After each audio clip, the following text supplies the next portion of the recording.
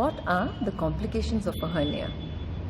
The complications of a hernia could be either obstruction or it could be strangulation. The skin over the hernial sac can get thin and sloughed out. And last is there can be an ulcer in the skin and all the hernial contents can come out. That is an extreme complication of a hernia. What do you mean by an obstructed hernia?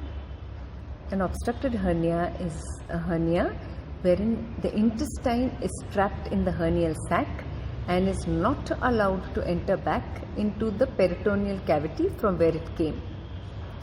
How does a person know that the hernia is obstructed? The first very important thing is pain will start. The person will have nausea and even vomiting, and the pain will be uncontrollable. The swelling where the hernia is present, that will increase in size. If this is untreated, then it goes into the next level of complication, which is strangulation. What does strangulation mean? When the blood supply to the intestine in the hernial sac is cut off, then that intestine becomes lifeless, and this is called as strangulation. The color of the intestine changes from pink to purplish and becomes darker, and if left untreated can even turn black.